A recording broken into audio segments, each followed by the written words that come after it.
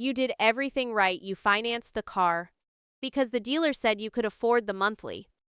You grabbed the latte on the way to work because you earned it. You let the leftover pasta sit in the fridge until it turned into a science experiment. Because groceries are cheap and your time is valuable. You followed every piece of common sense money advice that felt reasonable, and you still ended up staring at a bank balance that can't absorb a single unexpected bill. That's not bad luck, that's the system working exactly as it was designed. It was designed to work against you. Here is the number that should keep you up tonight. $220,000. That is the verified compound value of one single daily habit that most people refuse to change. Not an investment scheme, not a side hustle. Just the exposed math behind a cup of coffee that you could have made at home. And coffee is only the opening line of a much longer receipt. Let's do the autopsy on your grocery spending first, because this is where the bleeding starts. Before you even notice the wound, the USDA publishes this data openly and almost nobody reads it. 30 to 40% of the American food supply gets wasted. Not eaten and regretted, just wasted. Scraped off plates, pulled from the back of freezers in unrecognizable containers.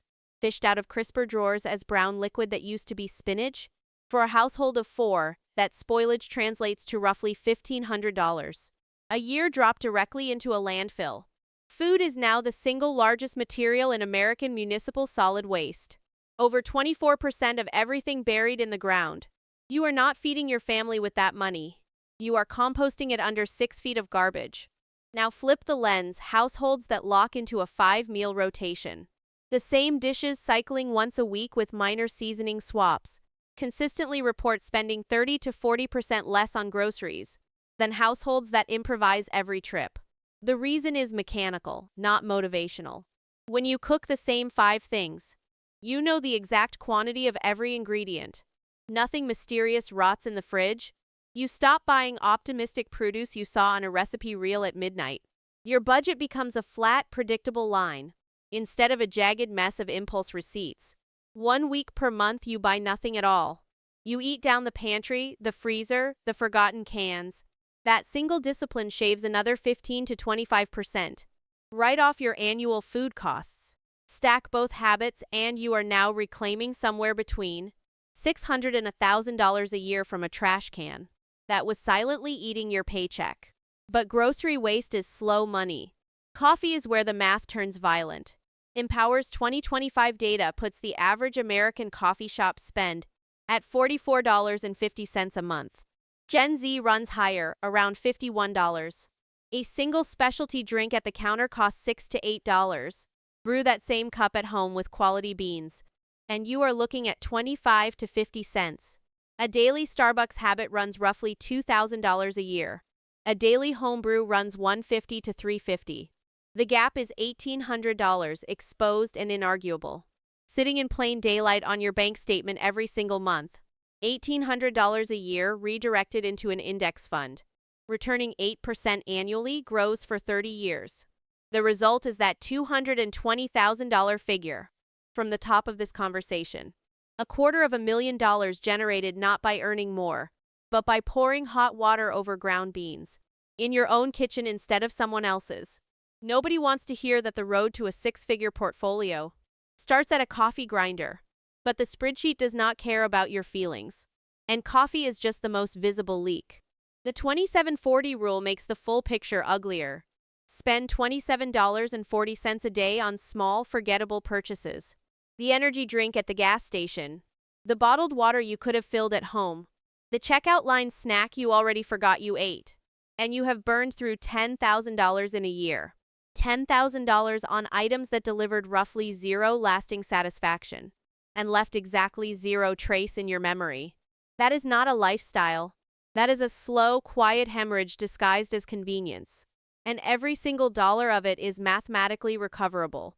Here is the thing nobody tells you about the people who seem to travel all the time, who seem weirdly calm about money, who never panic when the car breaks down. They are not earning dramatically more than you. They just stopped feeding the machine that was designed from the ground up to eat their paychecks before they ever noticed.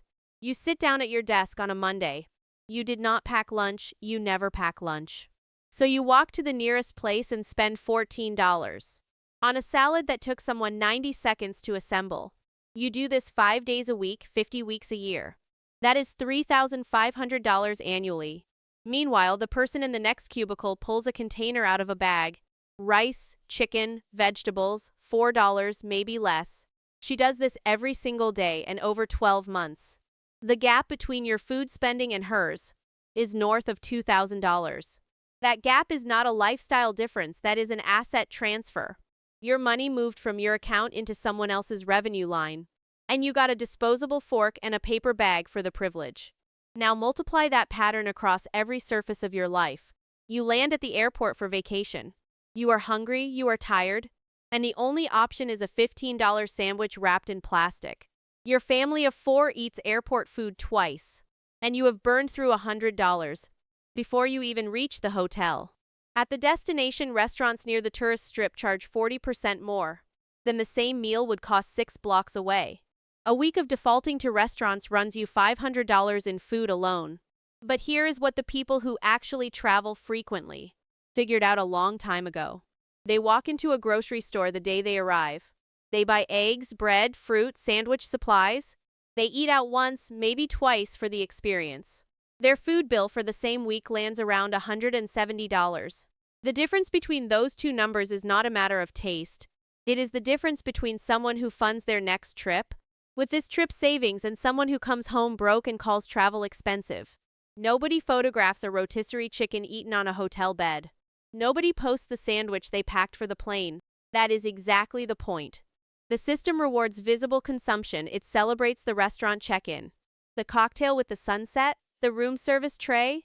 What it never shows you is the quiet math underneath.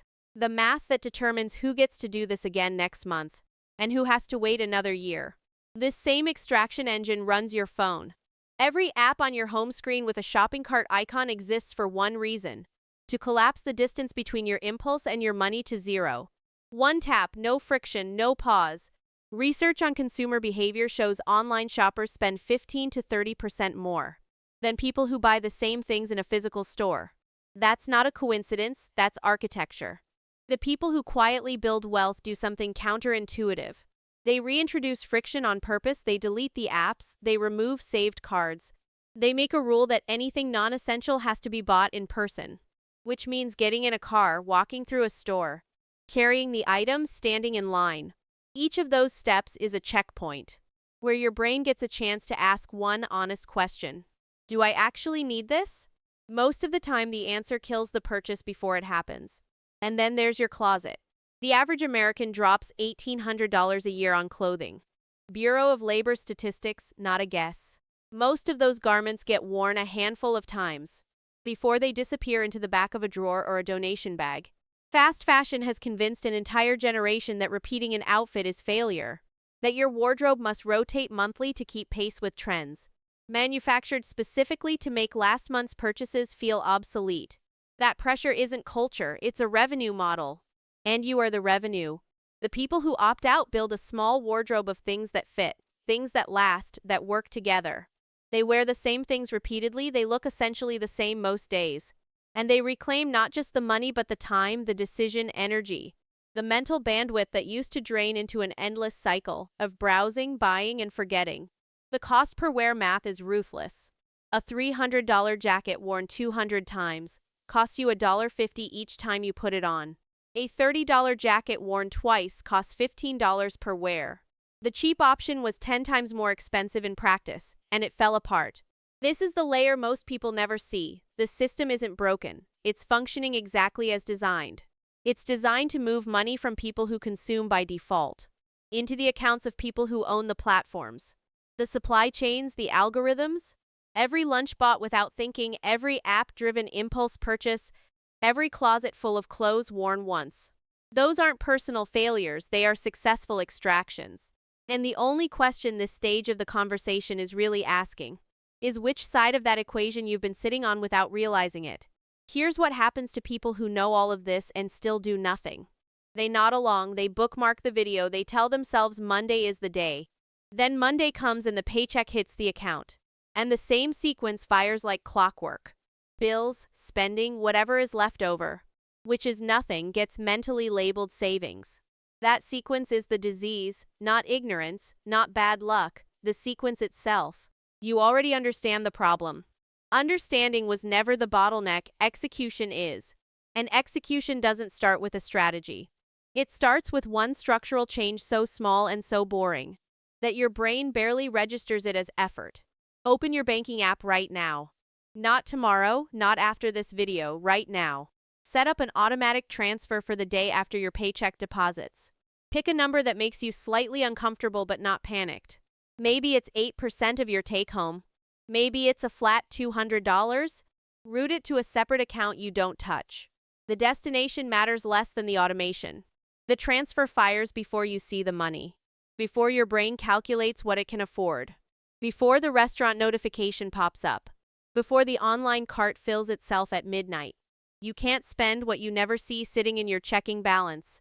That isn't discipline, that is plumbing.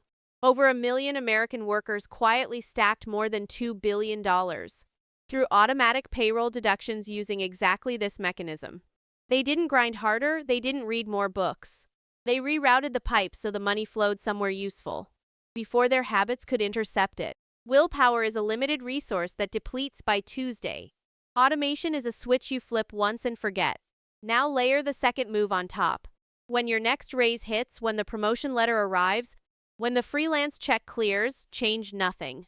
Keep the same apartment, keep the same car, keep the same Tuesday night dinner rotation. Bank the entire difference between your new income and your current lifestyle. Goldman Sachs found that 41% of Americans earning between $300,000 and $500,000 a year still report living paycheck to paycheck. 40% of those earning above $500,000 say the same thing. These aren't people who lack income. These are people whose expenses expanded in perfect lockstep with every raise they ever received. The nicer apartment absorbed the promotion, the newer car swallowed the bonus. The lifestyle upgrade ate the side hustle revenue before it ever touched an investment account. The 2-year delay rule kills that cycle mechanically. You still upgrade your life eventually, you still get the nicer things, but the lag between earning more and spending more creates a gap.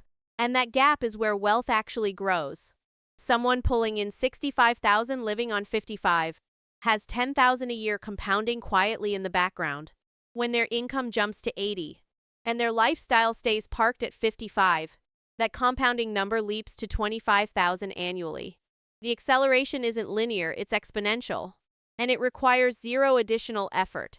Beyond the decision to not touch the thermostat. Every time the paycheck gets warmer. None of this is exciting, none of this will trend anywhere. Automate the transfer before you see the money. Freeze your lifestyle when your income moves.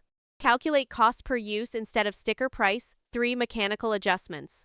No vision board required, no morning routine overhaul, no guru subscription. Just plumbing changes that reroute where the money flows. Before your impulses get a vote. Here's what nobody tells you about the finish line. There is no finish line.